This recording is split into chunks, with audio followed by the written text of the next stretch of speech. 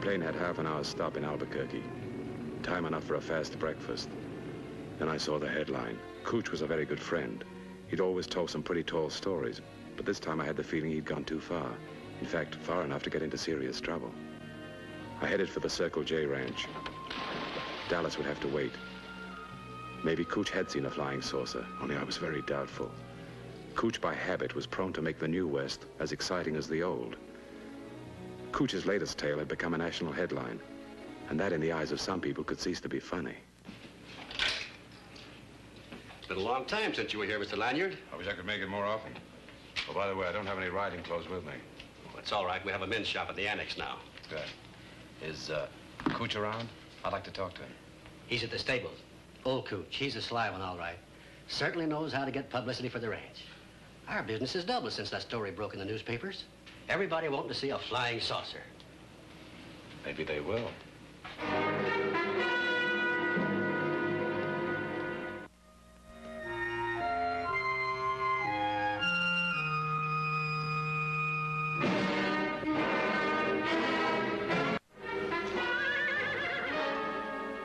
I found Cooch spinning a tale for some Indian boys. He hadn't changed. Neither had his stories. This here Indian, he walked into the group. He swelled up his brisket and gave out with a hoop that bounced around the valley and dang near onto 2 turns of the moon. And then that lovely flower of a girl came a-running slap dab into his arms. Mike Lanyard, you old dude. Right, boys, see you later. I bet the last 5 generations of Apaches have heard that story. Yeah, more like 6. Seems you've heard it a couple of times yourself. Yeah. Yeah, don't look much different, boy. Just as puny as ever. What brought you out to a man's country? You? And what I read in the papers? I'm giving the straight skinny about that, Mike. Huh? I seen it just before dawn. I seen it come down, that saucer thing. Whoosh! That made these jet boys look like they was driving a plow horse. Sure you're not stretching things a little? I was just laying out there looking at the morning stars and thinking about putting on the coffee pot when here it come. What did it look like exactly? Well, it was drowned, fire coming from all around, and it made a gosh-awful hissing sound. It'd go this way a spell. This time he's come up with something even more fascinating. You mean the flying saucer story? I wouldn't take it too lightly. You've got to admit that Cooch has a tendency to lean away from the truth at times. Perhaps this is the exception. I think you misunderstood. Perhaps, Mr. Lanyard. You see, I've the feeling you're poking fun at my uncle. And even if you're right, I don't like it. May I ask what's so funny? You. I've known Cooch for a long time. I've heard him tell some pretty tall stories, and it never bothered me. This morning when I read his statement in the papers, I was amused. And then I realized that perhaps he might need me, so I... Why would he need you? For 2 reasons.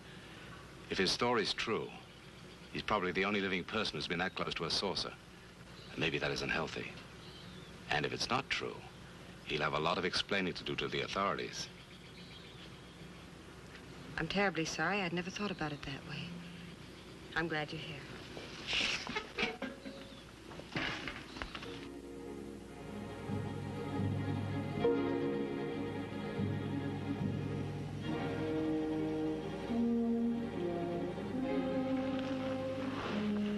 Morning. Good morning. Sleep good? Nothing like the ground to make you appreciate a bed. Sometimes, Mike, you disappoint me. That's dude talk. Yeah. Speaking of disappointments, where's your flying saucer?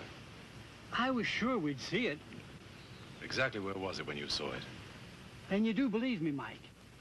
Where was it, Cooch? Well, first I saw it circling round, then I saw it land. Come on.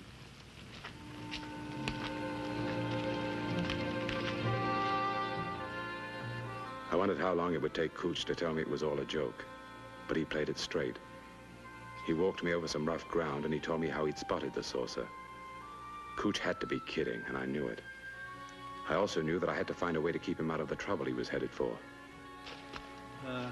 There's where I seen it, right over there.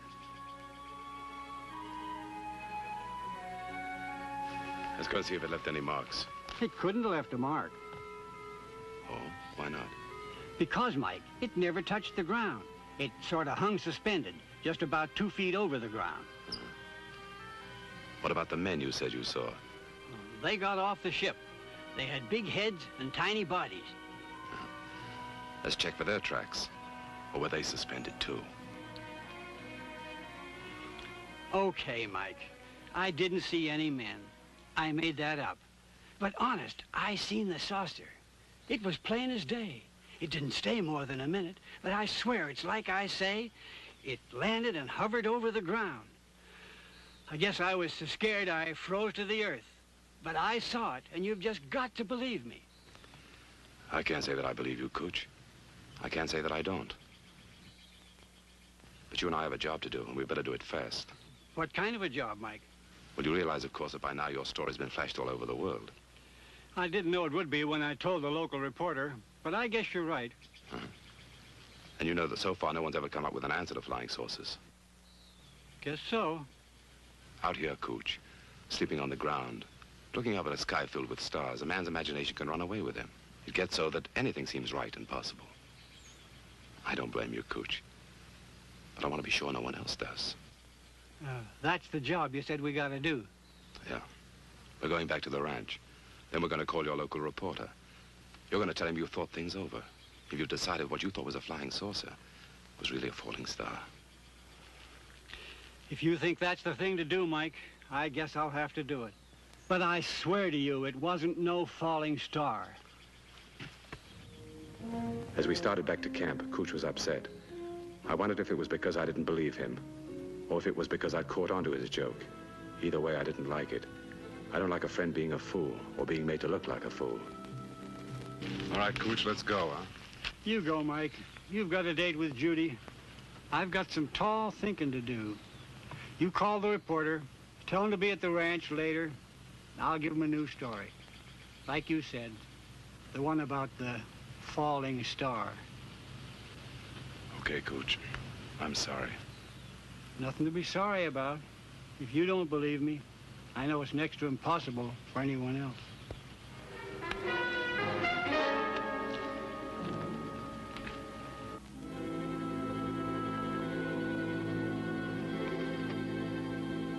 That afternoon, Judith gave me a taste of the past. Maybe that's why I began to wonder if Cooch was telling the truth. I made a decision.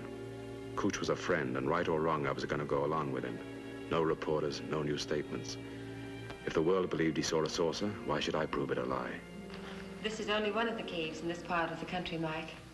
Imagine, 10,000 years since they've been inhabited. Before we started, you said these caves tied in with Cooch's story of the flying saucer. How? Well, the human mind is a funny thing, Mike. Sometimes it will only believe what its eyes reveal. Like this cave? Like what this cave represents. Civilized life here thousands of years ago. Some would refuse to believe that these people actually existed, unless they saw the proof. At least there's proof. Before it's over, perhaps Uncle Cooch will find some proof as well. Perhaps.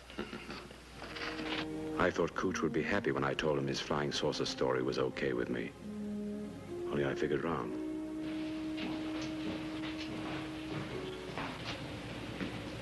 I tell you, it's fantastic. Gardner found Cooch's horse, but Cooch was nowheres around.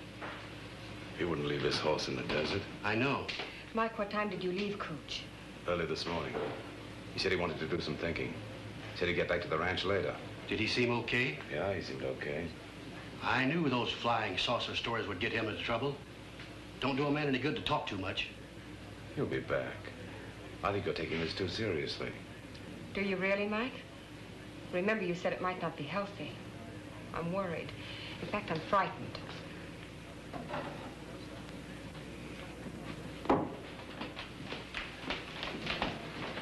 Yaga, why did you look for Cooch?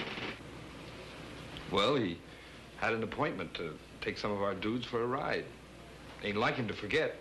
When he didn't show up, I just naturally went looking for him. How did you know where to look? Ever since he saw that flying contraption, he's been spending most of his time in that spot. And? Well, I found his horse and no sign of him. and then circled a mile or so in each direction, still no sign of them. Then I headed back to the ranch. It's like Kelly says. It ain't healthy to talk about them flying things. Mike, what do you think? What should we do? Let's go and examine the place carefully. There has to be a solution. It doesn't have to be a flying saucer.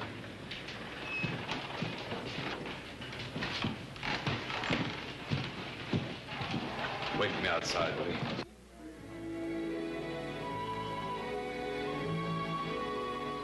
I didn't know what it was all about, but I wanted to find out. Then I saw the army, and by their manner, I knew they weren't on a holiday. And I got a break. I recognized the colonel. He was an old friend, Shag Davis. We'd known each other when a jet was still a blueprint. Hello, Shaggy. Mike Lanyard. Well, of all people. Haven't seen you since Anzio was 44. That was 3 promotions ago. Congratulations. Thanks. What are you doing these days? Right now, the same thing that you are. Looking for Coach Jeffords. Your being here, is it official? Yeah. And I think we'd better have a talk. Thank you. And you say the old man showed you the spot where he supposedly saw this object? Yeah, we stayed out all night. I didn't take it very seriously. Yeah, well, maybe you should have. Shag, the Air Force must get dozens of flying saucer reports. What's so special about this one? 2 things. First of all, Jefford sent us a sketch. It's crude, obviously the work of a novice, but it ties in with the experts' designs of the type craft that might be capable of such performance. And the second thing? It was 3 days ago that Jeffords said he saw the craft, 5:44 a.m. Well, Cooch didn't mention the time. He didn't have to. At that moment, our radar screens picked up the same object in the same locality. It was flying at well over 2,000 miles an hour. What do you think? I'm Air Force, Mike. We want to know. I suppose I should have taken him more seriously. All I know is we have to find him. He has to tell us everything that happened. After that, maybe we'll have enough facts to start, as you say, thinking. Cooch told me the ship never landed. It stayed about 2 feet off the ground. I didn't believe him. According to our electronic engineers, that's very possible.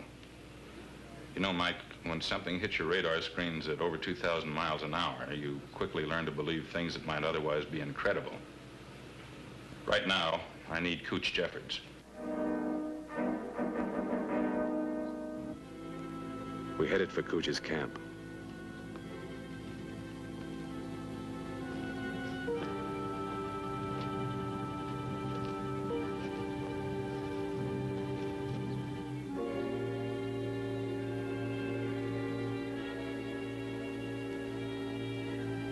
We followed his trail until we lost it. Shag was all brass. He kept saying, "These things just don't happen." I agreed. Then he said he was going to have the Air Force photograph every inch of the ground. He was determined to find the answer and Cooch. I had another idea. It had nothing to do with planes or pictures. It had to do with a band of Mescalero Indians, part of the Apache tribe. I headed for the commissioner's office, and I kept wondering if I hadn't lost my mind. A lovable faker, flying saucers, radar screens, the military playing it for real, and a man just vanished into thin air.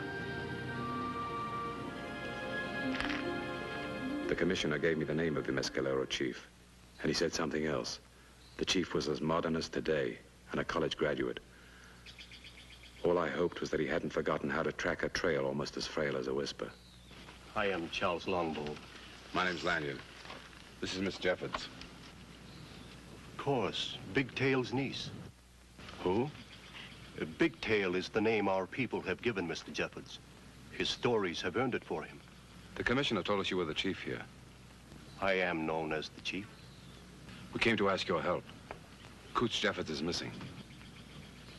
But he knows the desert as a man knows his own heart. It seems that something has happened over which he had no control. There is not a man among us who would not wish to help your uncle. He is a teller of wonderful tales to our children. You should have heard his accounts of riding with Cochise and Geronimo. A little before his time, weren't they? More than 50 years. But to the children, it makes no difference. I will help you. Good.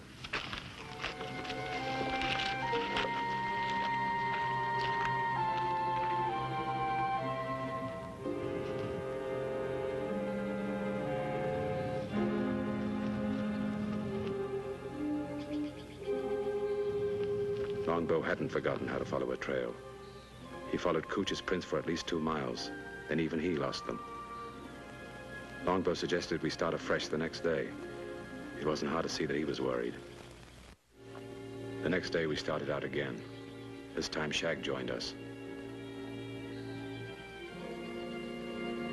The result was the same. Longbow again lost the trail. I began to wish I'd never left Cooch. I didn't know where he was, but I felt that if I hadn't left him, this might never have happened.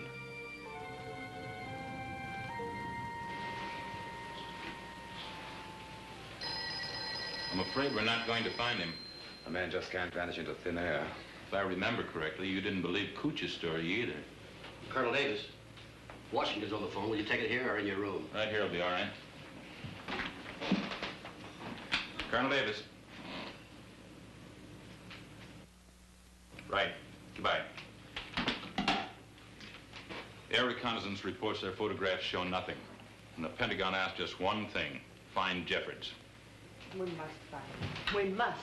Come on, Colonel, let's keep looking. There must be an answer somewhere.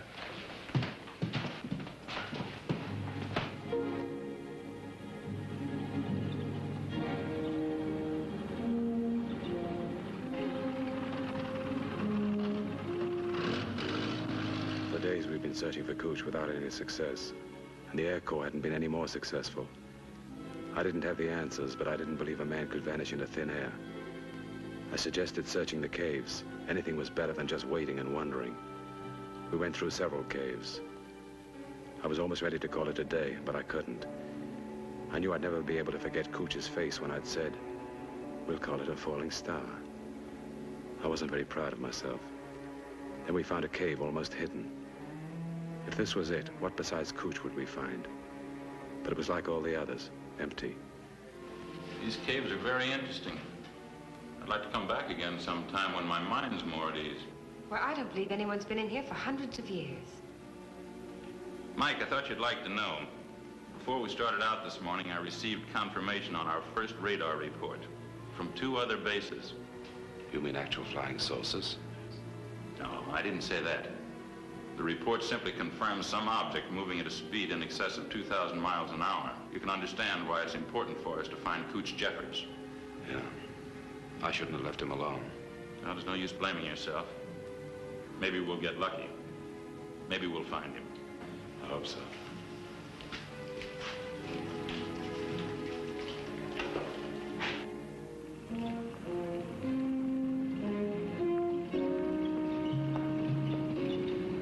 We went through 2 more caves. Turned up nothing. It was as though a saucer had returned and taken Cooch away. I didn't like it when I thought about it. We entered the last cave in the desert. None of us expected anything. We were just going through the motions. Then I heard a noise or a voice.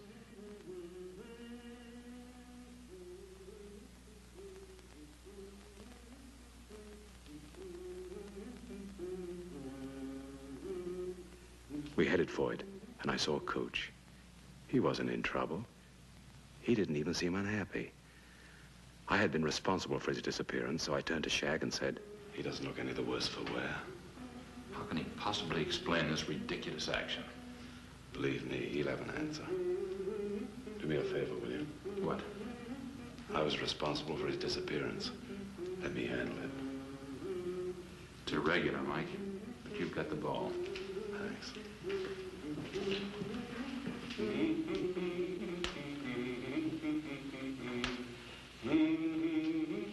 Hello, Coach. Well, I'll be darned. Hello, Mike. And Judith. Who are you? This is Colonel Davis.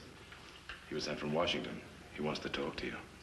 You know, Mike, I've been doing a lot of thinking about what you said to me. Guess maybe I do talk too much. So, Colonel, from now on, I got nothing to say. But I have a lot of questions you've got to answer. Sorry, Colonel. Got nothing to say. You know, Cooch, this might be the one time when you should have something to say. But you mean no falling star story? That's right, Cooch. No falling star story. Uncle Cooch, do you realize that half the Air Force and the entire staff at the ranch have been combing the country for you? Shucks, girl, don't you know your uncle can take care of himself? I had some thinking to do. I needed some quiet. But you've been gone 3 whole days. Time passes quickly when a man's thinking. How did you sustain yourself? You mean, how did I eat? Well, I've been coming to this cave for a long time.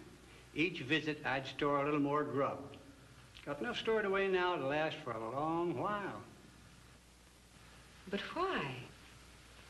Honey, a person's got to think ahead these days. All kinds of war talk, A-bombs, H-bombs. And when I saw that thing, I figured maybe this cave would come in mighty handy. Now, Colonel, what is it you want to know? Your newspaper statement caused a lot of comment. Yeah, Mike said it would. You went on to say that you not only saw the saucer, but its crew as well. Is that correct? What do you say, Mike? Do you believe me? Just answer the Colonel's questions. Well, Colonel, only part of the story is true. I never saw any people. I said I did, just to add color. But the saucer, I saw. It was round, no windows, and it looked like it was on fire. Well, I'll need a full written report. Let's get back to the ranch. Mike, do you figure this will make the newspapers again? I wouldn't be a bit surprised.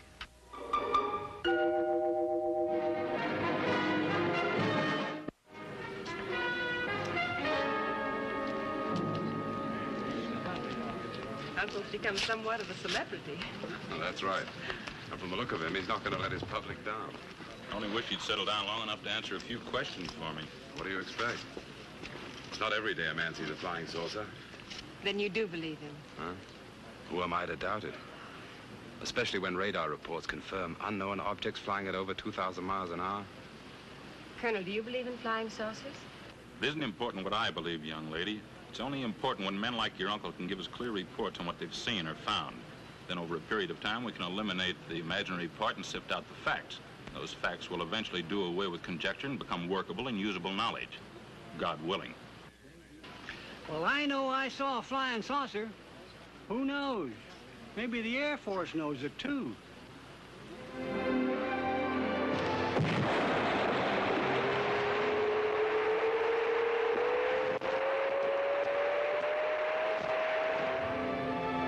stick around a while, Mike. Never can tell what you might see.